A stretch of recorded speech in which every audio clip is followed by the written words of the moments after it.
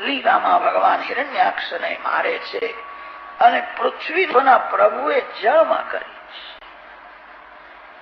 મનુ મહારાજને પૃથ્વીનું રાજ આપ્યું અને આજ્ઞા કરી રાજાની ગાદી પ્રજાને સુખી કરવા માટે છે.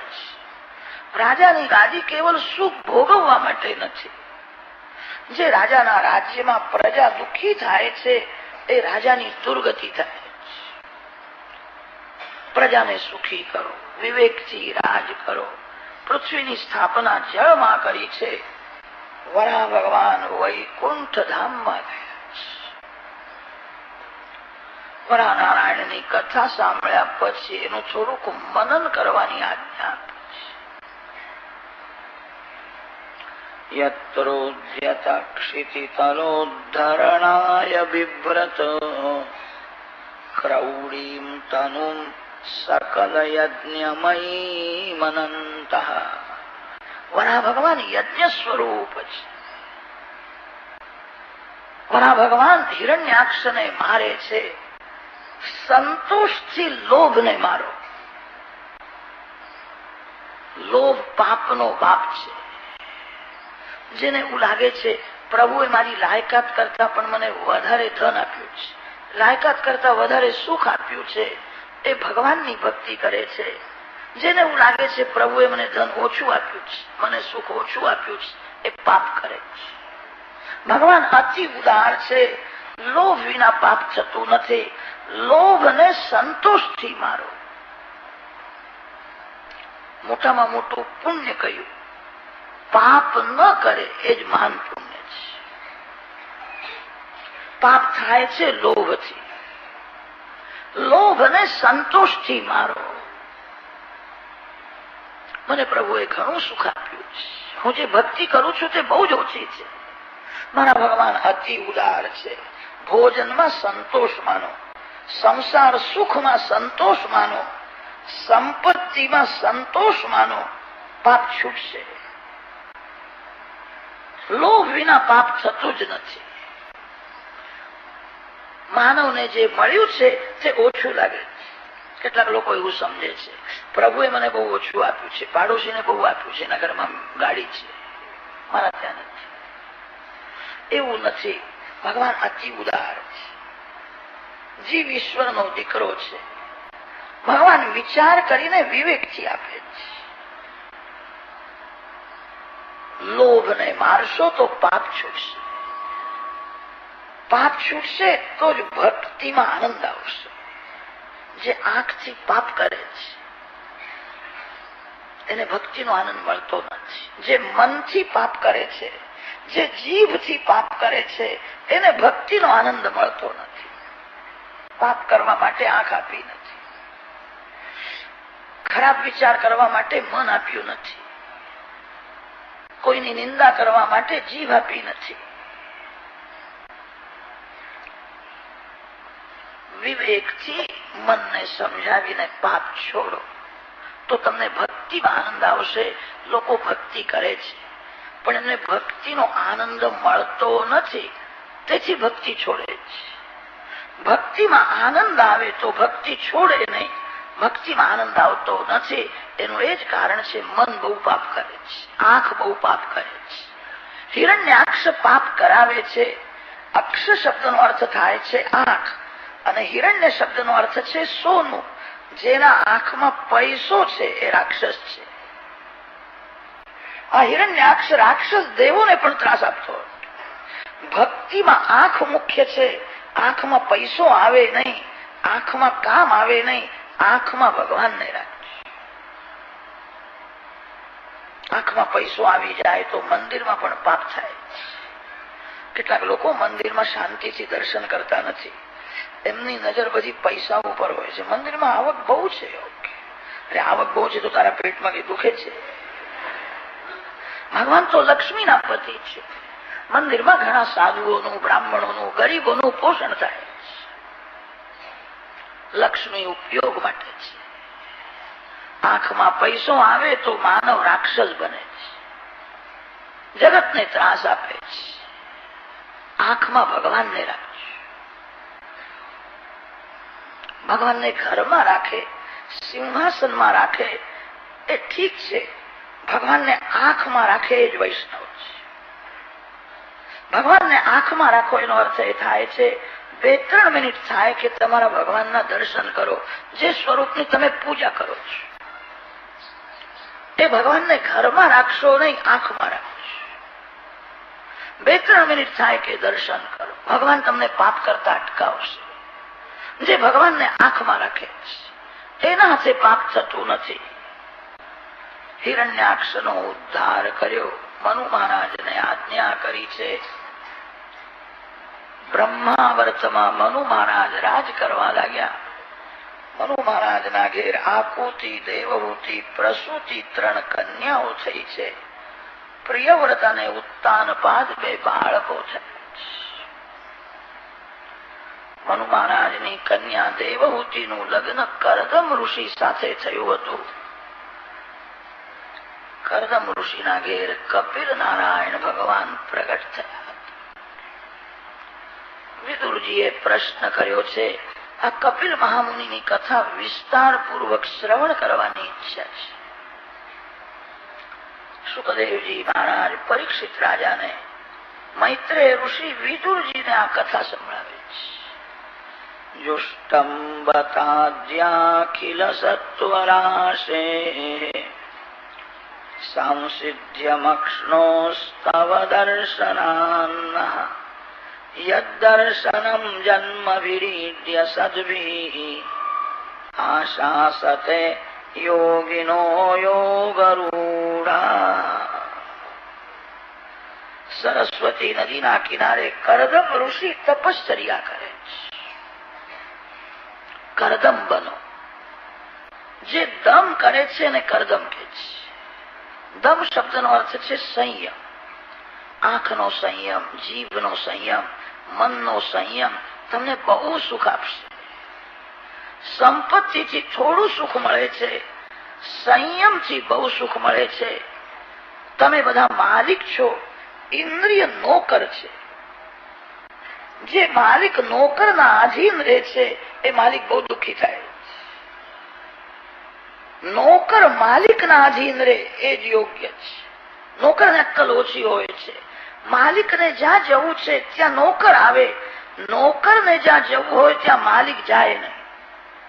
આંખ નોકર છે, મન નોકર છે. માનવ બોલે છે મારી આંખ, મારી જીભ, મારું મન. આત્મા માલિક છે. તમારે જવું છે ભગવાનના ચરણમાં, તમારી આંખ ભગવાન મારે. આંખને જ્યાં જવું હોય ત્યાં તમે જશો તો તમારું પતન થશે. એક એક ઇન્દ્રિયનો જે સંયમ વધારે છે એના ત્યાં જ્ઞાન પ્રગટ થાય છે. જે ઘડામાં પાણી ભરવાનું છે, લોકો એની બહુ કાળજી રાખે છે. ઘડામાં છિદ્ર હોય તો પાણી બધું બહાર નીકળશે, ઘડામાં કાણું પડે નહીં. બહુ કાળજી રાખે છે. આ શરીર ઘડામાં 9 છિદ્ર છે. એક એક છિદ્રમાંથી જ્ઞાન રૂપી જળ બહાર જાય. ઘડામાં પાણી ભરવાનું છે, પણ ઘડાને કાણું હોય તો પાણી ટકશે નહીં. શરીર એ ઘડા જેવું છે, ઇન્દ્રિયો છિદ્ર જેવા છે. કેટલાકનું જ્ઞાન આંખમાંથી બહાર વહી જાય છે. કથામાં જવાની તૈયારી હતી અને પાન સુપારીનો ડબ્બો દેખાયો. તે લુલીએ કહ્યું કે પાન ખાઈને જા ને, થોડી મજા આવશે. મોઢામાં પાન સુપારી હોય તો ઠીક રહે છે. અંદરથી અવાજ આવે છે, કથામાં બેસવું છે, પાન સુપારી ખાઈને જવું એ સારું નથી. પછી કેટલાક મનને સમજાવે છે મારે તો દૂર બેસવાનું છે, મહારાજની નજર કઈ મારા ઉપર પડવાની નથી. અરે મહારાજની નજર પડતી નથી, પણ ભગવાનની નજર તો પડે છે. ભગવાનને 1000 આંખ છે. ઇન્દ્રિય માગે ત્યારે ઇન્દ્રિયને તે વિષય આપશો નહીં. થોડો સંયમ રાખો, તમને બહુ શાંતિ મળશે. કરદમ ઋષિ સંયમની મૂર્તિ છે. પ્રત્યેક ઇન્દ્રિયનો સંયમ રાખ્યો છે. સરસ્વતી નદીના કિનારે તપશ્ચર્યા કરે છે. જીવ લાયક બને છે ત્યારે ભગવાન એને દર્શન આપે છે. આ જીવ લાયક નથી તેથી ભગવાન એને દર્શન આપતા નથી. એવો કોણ પિતા છે કે જેને પોતાના પુત્રને જોવાની ઈચ્છા ન હોય? ભગવાનને તો દર્શન આપવાની ઈચ્છા છે. આ જીવ લાયક નથી. છોકરો લાયક ન હોય તો બાપને એનું મોઢું જોવાની ઈચ્છા થતી નથી. જીવ લાયક નથી, તેથી ભગવાન દર્શન આપતા નથી. જીવ લાયક બને ત્યારે દર્શન આપે છે. કરદમ ઋષિના સન્મુખ ચતુર્ભુજ નારાયણ પ્રગટ થયા છે. કરદમ ઋષિ ભગવાનના દર્શન કરે છે. ભગવાનના દર્શનથી જ આંખ સફળ થાય છે. પરમાત્માના ચરણને સ્પર્શ કરવાથી ત્વગિન્દ્રિય સફળ થાય છે. તમે કોઈ માનવને સ્પર્શ કરો છો ત્યારે તમને સુખ થાય છે. જેના શરીરમાં મળમૂત્ર છે, ભગવાનના શ્રીઅંગમાં મળ નથી, મૂત્ર નથી, ભગવાનને જે સ્પર્શ કરે એને કેવો આનંદ થતો હશે.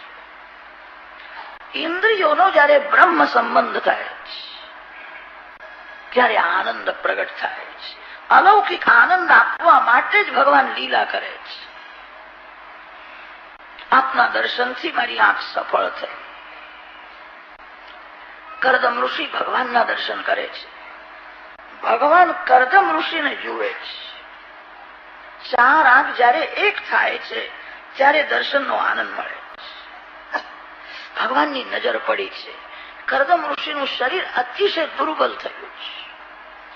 શરીરમાં કેવલ હાડકાઓ જ રહ્યા છે. બહુ દુઃખ સહન કર્યું છે. મારા માટે કરદમ ઋષિએ બહુ દુઃખ સહન કર્યું. પ્રભુએ તે જોયું. ભગવાનનું હૃદય ભરાયું. આંખમાંથી પ્રેમાશ્રુ નીકળ્યા છે. ન્યપતન અશ્રુ બિંદવઃ. ભગવાનના આંખમાંથી પ્રેમાશ્રુ નીકળે છે. મારા માટે એને બહુ દુઃખ સહન કર્યું છે. તેનું થયું સરોવર. એને બિંદુ સરોવર કહે છે. સિદ્ધપુરની જાત્રા જે વૈષ્ણવોએ કરી હોય એમને ખબર છે. સિદ્ધપુરમાં બિંદુ સરોવરમાં સ્નાન કર્યા પછી માનું શ્રાદ્ધ કરવાનું હોય.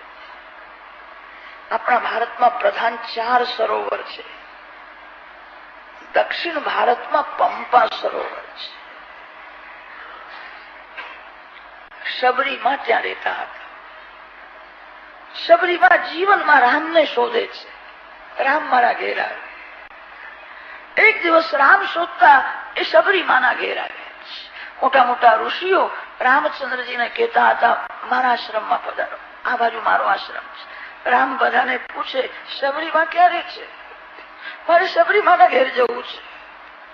શબરીમાં આખું જીવન રામને શોધે છે. આજ રામ શોધતા શોધતા આવ્યા છે. પંપા સરોવરમાં શબરીમાં પર્ણકુટીમાં રહેતા હતા. દક્ષિણ ભારતમાં પંપા સરોવર છે. કચ્છ પ્રાંતમાં નારાયણ સરોવર છે, જ્યાં ભગવાન નારાયણ પ્રગટ થયા છે. વ્રજ 84ની પરિક્રમા જે વૈષ્ણવોએ કરી છે એમને ખબર છે વ્રજમાં અનેક સરોવર છે. કુસુમ સરોવર આવે છે, ચંદ્ર સરોવર આવે છે. વ્રજમાં મુખ્ય પ્રેમ સરોવર છે, જ્યાં શ્રી રાધા કૃષ્ણનું પ્રથમ મિલન થયું છે. શ્રી રાધાજી 3 વર્ષના હતા. શ્રી કૃષ્ણ 5 વર્ષના છે. સંતા કુકડીની રમત રમતા શ્રી કૃષ્ણ નિકુંજમાં સંતાયા છે. સખીઓથી વિખૂટા પડેલા શ્રી રાધાજી જે નિકુંજમાં શ્રી કૃષ્ણ સંતાયા હતા ત્યાં આવ્યા છે. શ્રી રાધાજી શ્રી કૃષ્ણના દર્શન કરે છે. શ્રી કૃષ્ણ રાધાજીના દર્શન કરે છે. પ્રથમ દર્શનમાં એવો પ્રેમ થયો છે. પ્રેમ જયારે અતિશય વધે ત્યારે આંખમાંથી બહાર આવે છે. વ્રજમાં પ્રેમ સરોવર છે, જ્યાં રાધા કૃષ્ણનું પ્રથમ મધુર મિલન થયું. ઉત્તર ભારતમાં માનસ સરોવર છે, જ્યાં જીવ શિવનું મિલન થાય છે. આ બિંદુ સરોવરની કથા ચાલે છે. ન્યપતન અશ્રુ બિંદવઃ. મારા માટે કરદમ ઋષિએ બહુ દુઃખ સહન કર્યું છે. કરદમ ઋષિ વારંવાર વંદન કરે છે. તમારા દર્શન કર્યા પછી જે તમારી પાસે સંસારનું સુખ માગે છે એ અજ્ઞાની જીવ છે. સંસારનું સુખ તો પશુ પક્ષીઓને પણ મળે છે. માનવ જે સુખ ભોગવે છે એવું જ પશુ પણ ભોગવે છે. નિરયે પીએ સ્યુઃ. ભગવાન પાસે લૌકિક સુખ માગશો નહીં. જે ભગવાન પાસે લૌકિક સુખ માગે છે એ ભગવાનના સ્વરૂપને બરાબર જાણતો જ નથી. જે ભગવાન પાસે લૌકિક સુખ માગે છે એને ભગવાનના સ્વભાવનું જ્ઞાન નથી. ભગવાન અલૌકિક આનંદ આપે છે. હું એવું બોલું છું પણ હું શું કરું? મારા પિતાએ આજ્ઞા કરી કે તું લગ્ન કર. લગ્ન કરવાની ઈચ્છાથી મેં આ તપશ્ચર્યા કરી. મારે લગ્ન કરવું છે. લગ્ન કરવાની તો ઈચ્છા છે. ઘરમાં હું કોઈ સ્ત્રીનો સંગ માંગતો નથી. ઘરમાં મને સત્સંગ મળે એવી કૃપા.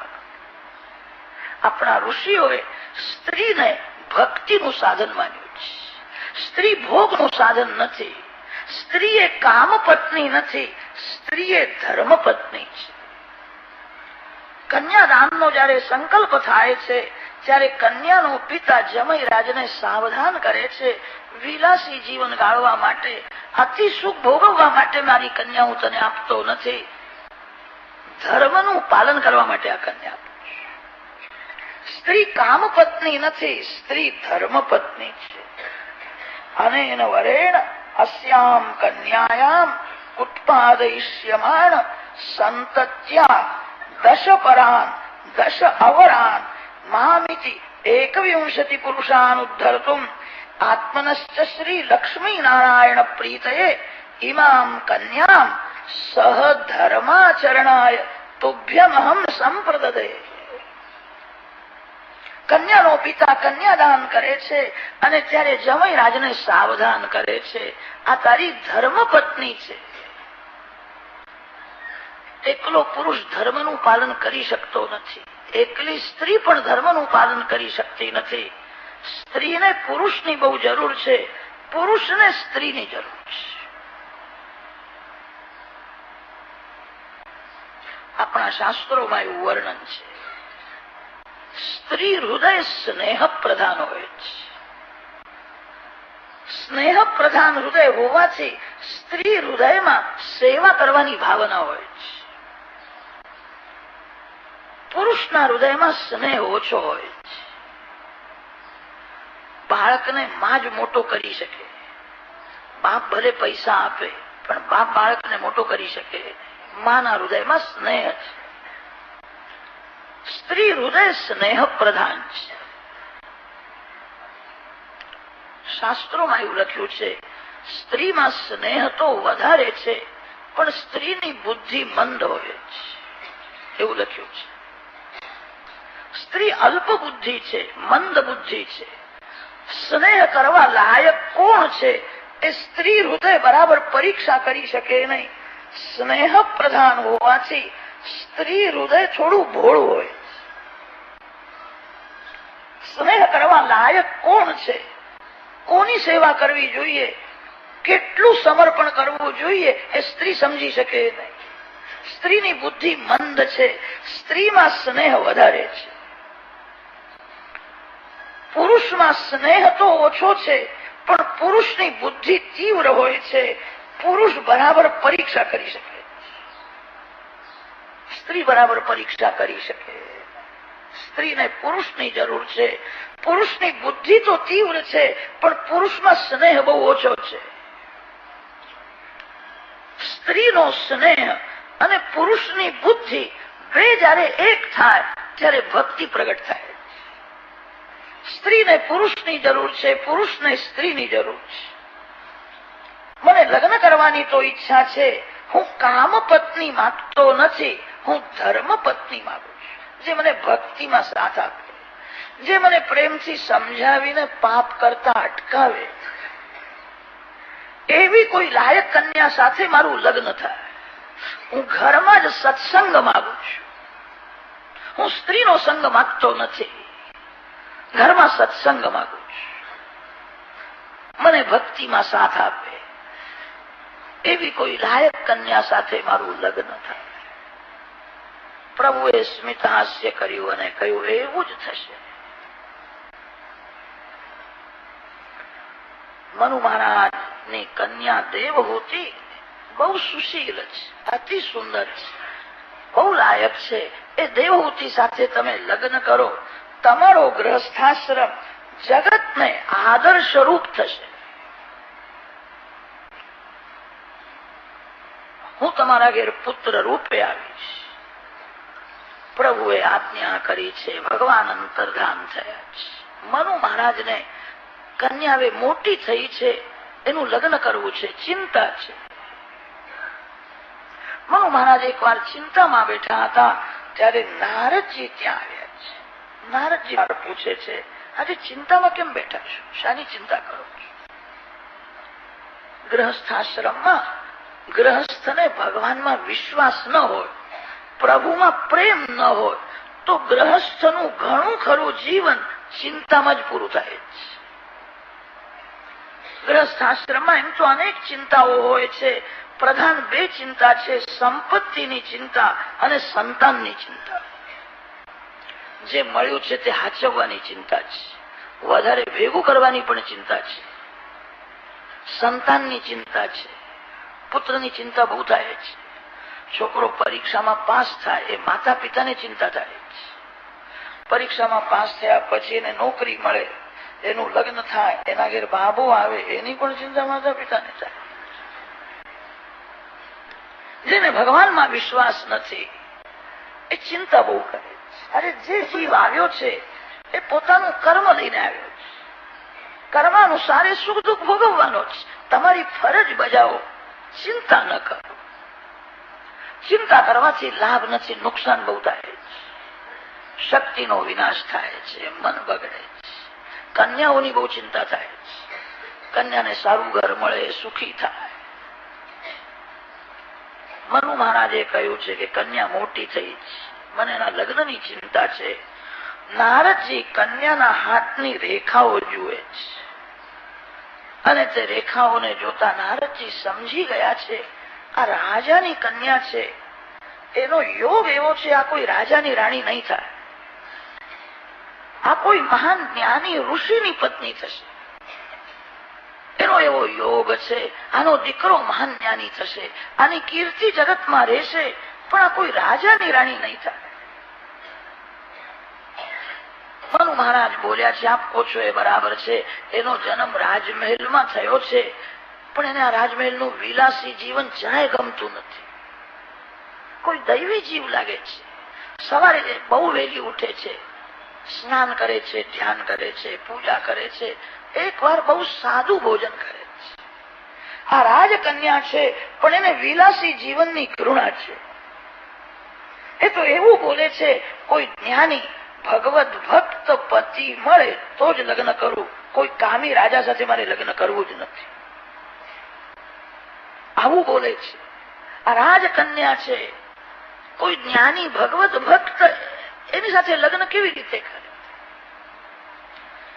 નારદજીએ કહ્યું છે કે આ રાજકન્યાના માટે યોગ્ય વર તો કરદમ ઋષિ છે, મહાન જ્ઞાની છે, ભગવત ભક્ત છે. મનુ મહારાજ બોલ્યા છે કે મેં કરદમ ઋષિના વખાણ બહુ સાંભળ્યા છે, એ રાજકન્યા સાથે લગ્ન કરશે? નારદજીએ કહ્યું, મેં એવું સાંભળ્યું છે કે એમને હવે લગ્ન કરવાની ઈચ્છા છે. તમે આ કન્યા એમને જ આપજો. મનુ મહારાજ શતરૂપા રાણી અને દેવહૂતિ કન્યા સાથે રથમાં બેઠા છે. કરદમ ઋષિના આશ્રમમાં આવ્યા છે. શાંત વાતાવરણ છે. ગાયના છાણનું લીપણ થયું છે. પવિત્ર ભૂમિ છે. એવી શાંતિ હતી. પશુ પક્ષીઓ વેરને ભૂલ્યા છે, જરાય ઝઘડો કરતા નથી.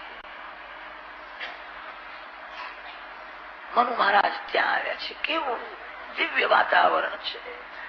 કરદમ ઋષિના આશ્રમમાં બધા વૃક્ષો ફળભારથી નમેલા છે. અતિ મધુર ફળ છે. કોઈ વિલાસી ગ્રહસ્થના બગીચામાં જે ઝાડ છે એ ઝાડ પણ રાજસી બને છે. એ ઝાડની છાયામાં વિલાસી લોકો બેસે છે અને ઘરની બધી વાતો કરે છે. કોઈ ઋષિના આશ્રમમાં જે ઝાડ છે એ ઝાડની છાયામાં ઋષિ કુમાર ગાયત્રી જપ કરવા બેસે છે. કોઈ વિષ્ણુ સહસ્રનામનો પાઠ કરે છે. બહુ ભૂખ લાગે ત્યારે એ ઝાડના ફળ ભગવાનને અર્પણ કરીને ફલાહાર કરે છે. ગ્રસ્થના બગીચામાં જે ઝાડ છે એ ઝાડના ફળનો ઉપભોગ થાય. કોઈ વિરક્ત સાધુ સંતના આશ્રમમાં જે ઝાડ છે એ ઝાડના ફળનો ઉપભોગ નહીં, ઉપયોગ થાય. બધા વૃક્ષો ફળભારથી નમેલા દેખાય છે. પશુ પક્ષીઓ વેરને ભૂલ્યા છે, શાંતિથી રમે છે. આ આશ્રમમાં મારી કન્યા રહેવાની છે. કરદમ ઋષિને ખબર પડી છે મનુ મહારાજ આવ્યા છે, ઉભા થયા છે. કરદમ ઋષિએ જોયું આ મનુ મહારાજના પાછળ જે કન્યા દેખાય છે એ જ ભવિષ્યમાં મારી પત્ની થવાની છે.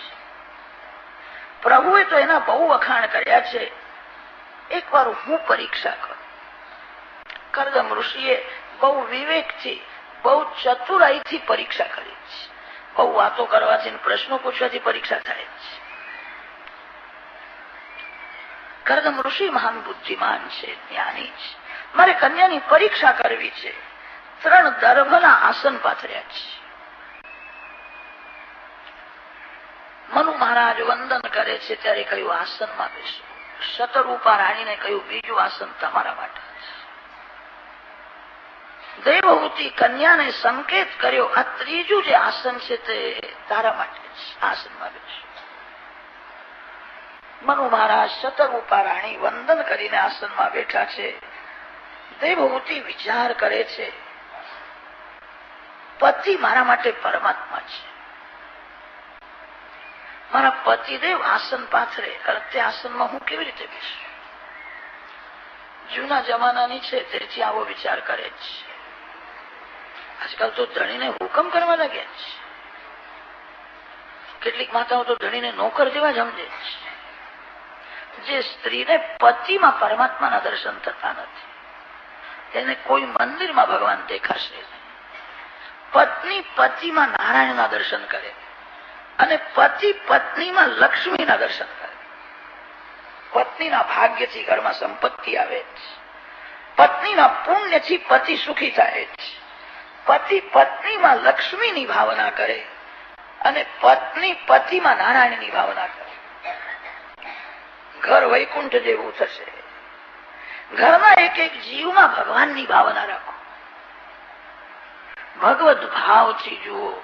મારા પતિદેવ મને આસન આપે છે, એ આસનમાં હું બેસું એ યોગ્ય નથી, મને પાપ લાગશે. આસનમાં હું ન બેસું તો કદાચ એમને ખોટું લાગશે. મેં પ્રેમથી આસન આપ્યું હતું પણ કન્યાએ મેં આપેલું આસનનો સ્વીકાર કર્યો નહીં. ન બેસવું એ ખોટું છે અને આસનમાં બેસું છું એ પણ યોગ્ય નથી. હવે હું શું કરું? દેવહૂતિ બહુ ભણેલી નથી, સ્ત્રી ધર્મને બરાબર જાણે છે, બુદ્ધિશાળી છે. યુક્તિ કરી છે. જમણો હાથ તે આસનમાં રાખ્યો અને ધરતીમાં બેઠી છે. જમણો હાથ આસનમાં રાખીને બતાવ્યું આપે જે આસન આપ્યું છે એનો મેં સ્વીકાર કર્યો છે. આપ મારા ભગવાન છો, હું તો ધરતીમાં બેઠી છું, હું આપની દાસી છું. જમણો હાથ આસનમાં રાખીને ધરતીમાં બેઠા છે. કરદમ ઋષિએ તે જોયું. પરીક્ષામાં પાસ છે, વાંધો આવે એમ નથી. પરીક્ષા થઈ ગઈ. મનુ મહારાજને કુશળ સમાચાર પૂછે છે. મનુ મહારાજે કહ્યું આપના આશીર્વાદથી બધું કુશળ છે, ખાસ એક કામના માટે હું આવ્યો છું. કન્યાદાન કરવાની ઈચ્છા છે. આ કન્યાદાનનો આપ સ્વીકાર કરો. સંત હૃદય સરળ હોય છે. સંત કોઈ દિવસ કપટ કરે નહીં. કપટ કરે સંત નહીં. જે કપટ કરે છે એનું હૃદય વાંકું થઈ જાય છે. જે જુઠ્ઠું બોલે છે એનું હૃદય વાંકું થઈ જાય છે. જે નિંદા કરે છે એનું હૃદય વાંકું થાય છે. જેનું હૃદય સરળ છે એ જ સાધુ છે. હૃદયના સરળ બનો, કપટ ન કરો. મહાન જ્ઞાની કરદમ ઋષિ છે, મહાન ભગવત ભક્ત કરદમ ઋષિ છે. જરા પણ કપટ કર્યું નહીં. જે મનમાં હતું તે જ બોલે છે. મને લગ્ન કરવાની ઈચ્છા છે. બાળમ ઉદ્વોઢ કામોહમ અપ્રત્યાચ તવાત્મજા. મને લગ્ન કરવાની ઈચ્છા છે. મનુ મહારાજ બોલ્યા છે, મને કન્યાદાન કરવાની ઈચ્છા છે. કરદમ ઋષિએ કહ્યું છે, લગ્ન તો કરવું છે, મારે સાવધાન થઈને લગ્ન કરવું છે. લગ્ન કરવું મહાન પુણ્ય છે. સાવધાન થઈને લગ્ન ન કરે તો ગ્રસ્તાશ્રમ બગડે છે. લગ્નના સમયે બ્રાહ્મણો બોલે છે, વર કન્યા સાવધાન સાવધાન. જાણે છે લગ્ન થયા પછી આ બે જણા કાફલ થવાના છે, એમને સાવધાન કરે છે. હવે સાવધ રહેવાનું છે. મારે લગ્ન કરવું છે, સાવધાન થઈને લગ્ન. મનુ મહારાજ પૂછે છે, સાવધાન થઈને લગ્ન કરવું છે એટલે આપણી શું ઈચ્છા છે? લગ્ન કામનો વિનાશ કરવા માટે હોય છે. વેદોમાં વર્ણન આવે છે, જીવ અને ઈશ્વર બે સાથે જ રહે છે. ઈશ્વર જીવથી કઈ દૂર નથી. ઈશ્વર જીવને જુએ છે, આ જીવ ઈશ્વરને જોઈ શકતો નથી. બેના વચમાં એક પડદો છે. એ પડદો હોવાથી જીવને ઈશ્વરનો અનુભવ થતો નથી. ભગવાન સર્વકાળ સર્વ જીવો સાથે જ રહે છે. ભગવાન કોઈ જીવને છોડતા નથી. જીવ મારો અંશ છે. જીવ સાથે જ ભગવાન રહે છે. જીવ ઈશ્વરને જોઈ શકતો નથી. એનું કારણ એક પડદો છે, કામ. એ જ પડદો છે. કામ રૂપી પડદો હોવાથી જીવને ઈશ્વરનો અનુભવ થતો નથી. લગ્ન કામનો વિનાશ કરવા માટે છે. વિવેકથી સુખ ભોગવીને કામ ત્યાગ કરવા માટે લગ્ન છે. ત્યાગના માટે ભોગ હોય છે, ભોગના માટે ભોગ નથી. ભોગ ત્યાગ માટે હોય છે. આપણા ઋષિઓએ કામ સુખ ભોગવવાની આજ્ઞા આપી છે. ઋતૌ ભાર્યામ ઉપેયાત. વેદોમાં વર્ણન આવે છે. વેદોનું તાત્પર્ય ભોગમાં નથી, ત્યાગમાં છે. જીવ ત્યાગ કરી શકતો નથી અને તેથી કહ્યું છે, ધર્મની મર્યાદામાં રહો. વિવેકથી સુખ ભોગવીને કામનો ત્યાગ કરો. ત્યાગ માટે ભોગ છે. જીવ અનેક જન્મથી કામ સુખ ભોગવતો આવ્યો છે. થોડો વિચાર કરશો તો ધ્યાનમાં આવશે, આ શરીર જ કામમય છે. માતા પિતાના મનમાં કામ વાસના જાગૃત થઈ ત્યારે આ શરીરનો જન્મ થયો. શરીરના મૂળમાં જ કામ છે અને તેથી કામ શરીરને છોડતો નથી. કામ બહુ બળવાન છે. ધીરે ધીરે ભક્તિ વધારજો, ધીરે ધીરે સંયમ વધારજો. વિવેકથી સુખ ભોગવીને મારો એક કામનો વિનાશ કરવો છે. પરમાત્માને મળવું છે. શ્રી કૃષ્ણ મિલનમાં કામ વિઘ્ન કરે છે. લગ્ન વિલાસ માટે નથી, લગ્ન કામનો વિનાશ કરવા માટે છે. મારે સાવધાન થઈને લગ્ન કરવું છે. મારી ઈચ્છા તો એવી છે, એક બે બાળક થયા પછી પતિ પત્નીનો લૌકિક સંબંધ મારે રાખવો નથી. મારે સંન્યાસ લેવો છે.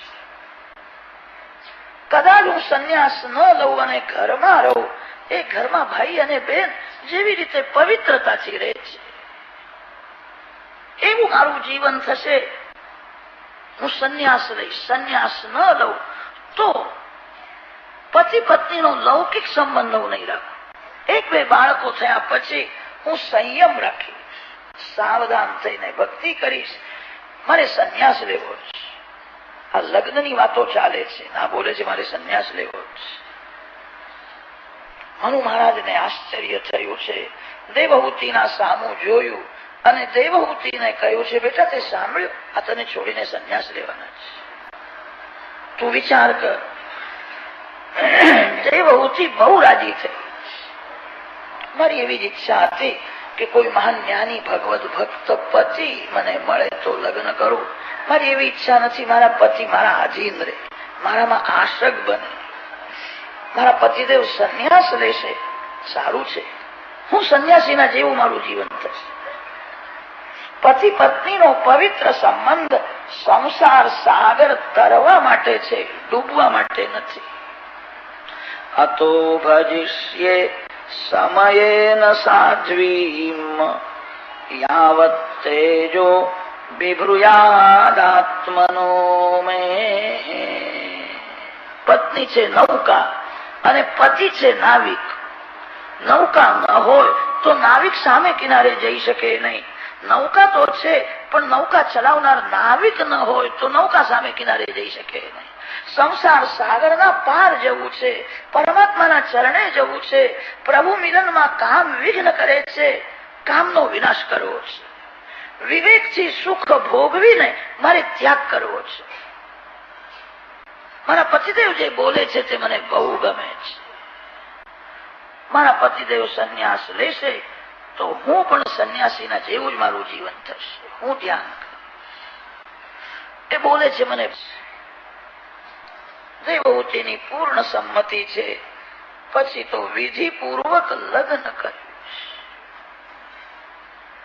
વસ્ત્રો આભૂષણો આપ્યા છે. વરકન્યાને આશીર્વાદ આપીને મનુ મહારાજ ઘેર ગયા છે. દેવહૂતિએ વિચાર કર્યો, આજ સુધી હું રાજકન્યા હતી, હવે હું એક ઋષિની પત્ની છું. મારા પતિદેવ તપસ્વી છે, મારે એમની સાથે તપશ્ચર્યા કરવાની છે. સુંદર વસ્ત્ર આભૂષણ જે હતા તે ઉતારીને મૂકી દીધા છે. સાદો વેશ ધારણ કર્યો છે. કપડામાં થોડી માયા હોય છે. મારા પતિદેવ તપસ્વી છે, જેને સાદું ભોજન ભાવે, જેને સાદો વેશ ગમે એ તપસ્વી છે. મારા પતિદેવ સાથે હવે મારે તપશ્ચર્યા કરવાની છે. દેવહૂતિએ નિશ્ચય કર્યો છે. લગ્ન કર્યા પછી કરદમ ઋષિએ સંયમ વધાર્યો છે. કરદમ ઋષિએ વિચાર કર્યો, હું જેવો જીતેન્દ્રિય છું એવી મારી પત્ની જીતેન્દ્રિય છે કે નહીં. મેં એકવાર પરીક્ષા કરી, સુશીલ છે, લાયક છે, પણ મારા જેવી આ જીતેન્દ્રિય છે કે નહીં, પરીક્ષા કરવા માટે સંયમ વધાર્યો છે. એક આશ્રમમાં કરદમ દેવહૂતિ વિરાજેલા છે. દેવહૂતિ સાથે બોલતા નથી. બોલવાનું તો શું, આંખ ઊંચી કરીને સામું જોતા પણ નથી. દેવહૂતિ અતિ સુંદર છે. પતિ પત્નીમાં અતિશય પ્રેમ છે. પ્રેમ હોવા છતાં મૌન છે. પતિ પત્નીના જીવનમાં ઘણો સમય વાતો કરવામાં જાય છે. જે બહુ બોલે છે એના શક્તિનો વિનાશ થાય છે. બહુ બોલનારનું મન બગડે છે. એ ઘરમાં રહી એટલે બોલવું જ પડે છે. જે બોલવાની બહુ જ જરૂર હોય એટલું જ બોલવું, એક અક્ષર વધારે બોલવું નહીં. પતિ પત્નીમાં અતિશય પ્રેમ છે. બે મૌન રાખે છે. દેવહૂતિએ વિચાર કર્યો, બોલવાની શી જરૂર છે. એમને બોલવાની ઈચ્છા નથી તો મારે પણ બોલવું નથી. એમની ઈચ્છા એ જ મારી ઈચ્છા. પતિ પત્નીનું મન એક હોય, પતિ પત્નીની ઈચ્છા એક હોય તો ગ્રહસ્થાશ્રમ દિવ્ય બને. એમની ઈચ્છા એ જ મારી ઈચ્છા. લગ્નનો અર્થ જે થાય છે, તન બે પણ મન એક, એને લગ્ન કહે છે. લગ્નના સમયે બ્રાહ્મણો વેદ મંત્ર બોલે છે. એ વેદ મંત્રોનો આ જ અર્થ નીકળે છે. વર કન્યાને એવું કહે છે, આજથી તારું હૃદય એ મારું હૃદય. કન્યા વરને કહે છે, તમારું મન એ મારું મન. મમ હૃદયે હૃદયંતે સંદધામિ. બેનું મન એક થઈ જાય એને જ લગ્ન કહે છે. એમને બોલવું નથી, મારે બોલવું નથી. બોલવાની શી જરૂર છે. દેવહૂતિએ તો એવી સેવા કરી છે, કરદમ ઋષિને બોલવાનો પણ પરિશ્રમ ન થાય. પતિવ્રતા સ્ત્રીને બધી ખબર પડે છે, મારા પતિદેવને શું ગમે છે, મારા પતિદેવની શું ઈચ્છા છે. પતિદેવ આજ્ઞા કરે અને પછી આપે તો ઠીક છે. પતિવ્રતા સ્ત્રી સમજી જાય છે, એમને હવે તરસ લાગી હશે, માગતા પહેલા જ જળ અર્પણ કરે. દેવહૂતિએ એવી સેવા કરી છે. કરદમ ઋષિ પ્રસન્ન થયા છે. રાજકન્યા છે, રાજમહેલમાં સુખેથી રહેતા હતા, હવે દુઃખ સહન કરીને ભક્તિ કરે છે. શરીર દુર્બળ થયું છે. તુષ્ટોહમદ્ય તવ માન વિમાનદાયા શુશ્રૂષયા પરમયા ચ ભક્ત્યા યો દેહિનામ અયમતીવ સુહૃત્સ્વદેવો નાવેક્ષિત સમુચિત ક્ષપિતુમ મદર્થે. દેવહૂતિના સામું જોયું છે, શરીર બહુ દુર્બળ થયું છે. શરીરમાં હવે બધા હાડકા દેખાય છે. કેવું સુંદર શરીર હતું. બધાને પોતાનું શરીર અતિશય પ્રિય હોય છે. મારી સેવામાં તે શરીરનો પણ મોહ રાખ્યો નહીં.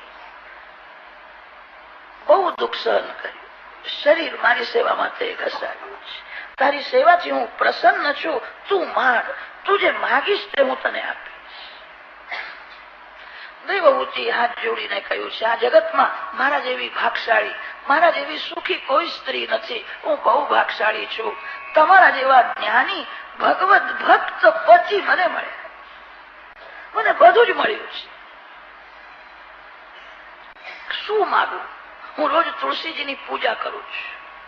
બાલકૃષ્ણલાલ સાથે તુલસીજીને રાખીને પ્રદક્ષિણા કરું છું અને માગું છું મારા પતિદેવનું આયુષ્ય વધે, મારા પતિદેવ આનંદમાં રહે. હું રોજ આ માગું છું. મારી એક જ ઈચ્છા છે, ભગવાનના ધામમાં પહેલી હું જઉં, મારા પાછળથી તમે આવો. બીજી કોઈ ઈચ્છા નથી. કરદમ ઋષિ પ્રસન્ન થયા છે. કેવું બોલે છે, દેવી તમે મહાન પતિવ્રતા છો, મારો હૃદયનો આશીર્વાદ છે, તારું સૌભાગ્ય અખંડ રહેશે. કે મારે બીજું કઈ માગવું નથી. કરદમ ઋષિએ કહ્યું છે, તારી ઈચ્છા નથી પણ મારી બહુ ઈચ્છા છે. તું કઈક માગે તે મારે આપવું છે. મારામાં એવી શક્તિ છે, બીજું જગત પણ હું ઉત્પન્ન કરી શકું. સંકોચ રાખીશ નહીં. બહુ આગ્રહ કર્યો ત્યારે દેવહૂતિએ કહ્યું છે, આપ એકવાર એવું બોલ્યા હતા કે એક છોકરો થયા પછી હું સંન્યાસ લઈશ. તમારી ઈચ્છા હોય તો મારા મનમાં થોડી ભાવના છે, એક બાળક. કરદમ ઋષિ સમજી ગયા છે. દેવહૂતિને કહ્યું છે, દેવી આ માનવ શરીર બહુ નાજુક છે, અતિ કોમળ છે. ભોગના પાછળ રોગ ઉભો છે. ભોગી એ જ રોગી થાય. હું તને એવું સુંદર શરીર આપીશ કે જે શરીરને કોઈ દિવસ રોગ થાય નહીં. તારું યૌવન કાયમ રહે એવું દિવ્ય સ્વરૂપ આપીશ. મારામાં એવી શક્તિ છે. કરદમ ઋષિએ આજ્ઞા કરી, સરસ્વતી ગંગામાં તમે સ્નાન કરીને આવો. દેવહૂતિ સ્નાન કરવા જાય છે. કરદમ ઋષિએ હાથમાં જળ લીધું. 100 વર્ષની તપશ્ચર્યા અર્પણ કરી છે. પત્નીને પ્રસન્ન કરવાની ભાવનાથી તપશ્ચર્યા અર્પણ કરી છે. પ્રિયાયાહ પ્રિયમ અન્વિચ્છન કરદમો યોગમાં સ્થિત. અનેક દાસી ઉત્પન્ન થઈ છે. તે દાસી દેવહૂતિને વંદન કરે છે, સોનાના પાટલે બેસાડે છે. આ કરદમ ઋષિની તપશ્ચર્યા છે. દાસી દેવહૂતિને માંગલિક સ્નાન કરાવે છે અને જ્યાં સ્નાન કરાવ્યું કાયા બદલે છે. અતિ સુંદર સ્વરૂપની પ્રાપ્તિ થઈ છે. દાસી દેવહૂતિને શૃંગારે છે. કરદમ ઋષિએ સંકલ્પ કર્યો, કામદેવ જેવા રૂપાળા થયા છે. પોતાનું સ્વરૂપ બદલ્યું છે. અતિ સુંદર સ્વરૂપ ધારણ કર્યું છે. વિમાનમાં સર્વ સુખના સાધનો છે. દેવહૂતિ સાથે વિમાનમાં બેઠા છે. આ અધ્યાયમાં શૃંગારનું વર્ણન બહુ કર્યું છે. વ્યાસ મહર્ષિ શૃંગારનું વર્ણન ભલે કરે. સંસ્કૃત ભાષામાં શૃંગારનું વર્ણન ભલે થાય, પ્રાકૃત ભાષામાં વર્ણન કરવું નહીં. કથા બગડેલા મનને સુધારવા માટે હોય છે. શૃંગારનું બહુ વર્ણન કરવાથી, સાંભળવાથી મન બગડવાનો સંભવ હોય છે. સમર્થ સદગુરુ રામદાસ સ્વામીએ દાસબોધ ગ્રંથમાં કથા કેવી રીતે કરવી એના માટે એક અધ્યાય લખ્યો છે. કથા પૈસો કમાવાનું સાધન નથી, કથા મનોરંજન માટે નથી, કથા બગડેલા મનને સુધારવા માટે.